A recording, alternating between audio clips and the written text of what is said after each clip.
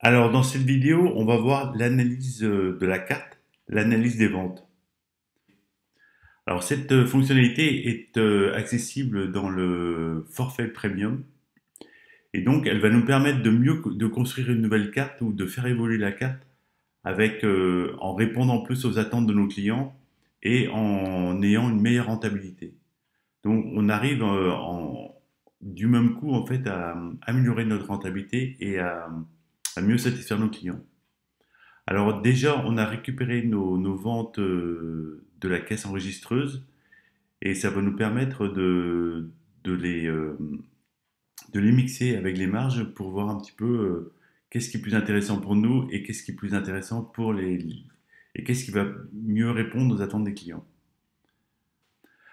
Alors pour ça, on a déjà fait une correspondance entre les articles de la caisse enregistreuse et les recettes de Coust. Et ici, on va analyser par période. On peut analyser sur 6 mois, sur un an, sur 3 mois, sur un mois. Et donc, on a séparé tous les produits que l'on vend dans des gammes. Alors, c'est quoi les gammes? On peut ici voir, on a créé quelques gammes. Elles sont différentes de la caisse parce que la caisse nous sert surtout à être efficace pour la vente.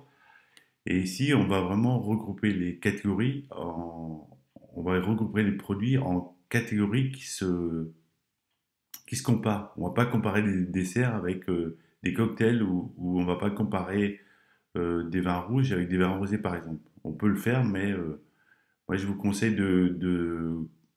d'analyser vos produits sur des choses qui se ressemblent. Par exemple, ici on a fait une gamme vin au vert. Alors pour ça, donc vous allez soit ici pour gérer vos gammes, vous pouvez créer vos gammes ici, vous pouvez les modifier, rajouter des produits dedans, et voilà. Alors un produit ne peut être que dans une seule gamme. Et sinon, vous pouvez aussi voir sur vos correspondances en fait entre la caisse et Coast. Comme vous avez déjà mis vos recettes ou vos ingrédients pour connaître en fait pour faire le contrôle de gestion. Ici, vous pouvez rajouter la gamme en fait ici pour voir si ces produits sont dans une gamme ou pas. Alors ici, vous pouvez modifier par exemple, voilà, ou changer la gamme ici directement. Ça permet d'avoir une vue plus globale de tous nos produits. Alors ici, par exemple, je vois si c'est bon. Ici, Malibu, on pourra le mettre dans l'impératif.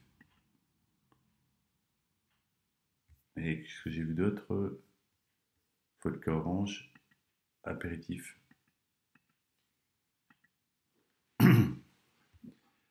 Alors le but de ça, c'est donc de construire une carte qui soit plus intéressante pour vos clients et pour vous. Alors pour ça, on va analyser par exemple ici sur quelques mois, on va essayer d'analyser sur 3 ou 4 mois. Alors j'ai pris du 1er janvier au 30 avril et ici je choisis une gamme par exemple des cocktails.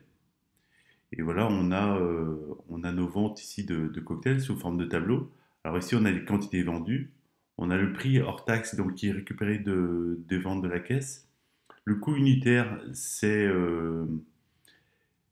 la fiche technique qui va nous la donner. Ou alors, si c'est un produit simple, ça va être le prix de l'ingrédient.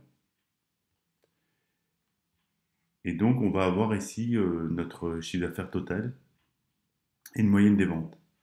Alors, le premier indicateur qu'on va avoir, c'est l'indice de réponse de prix. En fait, cet indicateur va nous dire si nos produits sont trop bas ou trop élevés. C'est-à-dire, est-ce que si vous avez 4 produits, par exemple, dans votre gamme, si tous les gens prennent les deux produits les plus élevés, votre indicateur va être supérieur à 1, et ce qui va vous dire que vos prix sont trop bas. Donc, si tous vos clients prennent les produits en haut de votre gamme, ça veut dire qu'il faut encore rajouter qu'il faut rajouter des produits encore supérieurs. S'ils sont tous en bas, c'est le contraire. Donc, en fait, les produits doivent se situer entre 0,9 et 1. Voilà, ça c'est le premier indicateur pour pouvoir modifier votre carte. Si vous devez supprimer un produit, ben, vous savez à peu près dans quelle gamme de prix vous devez le rajouter.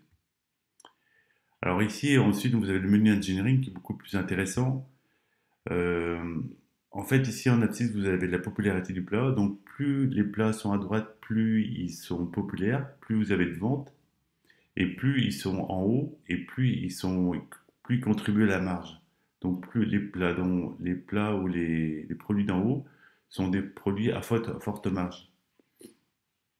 Donc, tout l'intérêt, c'est d'avoir le maximum de produits ici en haut à droite, qui sont des produits stars en fait, des produits qui contribuent beaucoup à la marge et qui sont très populaires et d'avoir le moins possible ici en bas à gauche, qui sont des produits qui sont peu populaires et qui contribuent peu à la marge.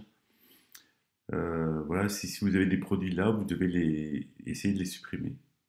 Alors ici, on a des produits qui contribuent beaucoup à la marge, mais qui ne sont pas très populaires. Alors par exemple, ça peut être un produit qui a un nom qui n'est pas très vendeur. Si vous lui changez de nom, vous pouvez augmenter ses ventes. Vous avez peut-être intérêt à le garder parce que ce sont des produits qui contribuent fortement à la marge. Donc on appelle ça des produits énigmes. Et ici, les produits qui sont plutôt en bas ici, qui sont très populaires mais qui contribuent peu à la marge, on les appelle les produits cheval de labour ou vache à lait. Ce sont des produits un peu bouche à oreille. Alors ce n'est pas la peine de faire de la publicité dessus, il vaut mieux même mettre plutôt en avant les produits stars. Ces produits-là se vendent par eux-mêmes. Les produits vache à lait se vendent par eux-mêmes. Alors vous voyez, vous avez aussi la taille du rond vous donne le prix de vente. Et donc ce tableau-là va nous permettre gamme par gamme, en fait, de voir, par exemple, on va prendre sur les bières ici. Euh, Ici, on a un petit peu différent. On n'a pas de produit star, mais enfin, si, moyennement, en fait, ici, la Saint-Étienne. Et ici, on a une bière sans alcool qui est très peu populaire. Donc, je peux prendre d'autres, les desserts, par exemple. Alors, les desserts ici. Alors, ici, on a un produit pomme caramélisée qui se détache du lot. Alors, peut-être que l'idée, ça va être de le dupliquer, de s'en inspirer pour pouvoir en créer un nouveau. Voilà. Alors ensuite, vous avez ici la dispersion des prix.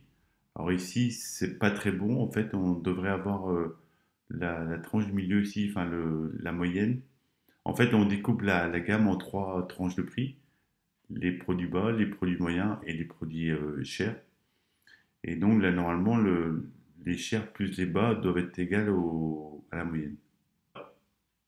Alors, après, c'est simple. En fait, vous pouvez changer de période ici pour pouvoir, par exemple, analyser avant un changement de carte, pour voir un petit peu comment ça a évolué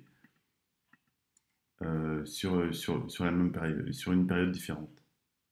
C'est assez rapide, en fait, et ça permet vraiment de bien analyser, en fait, si les modifications qu'on fait sont intéressantes ou pas.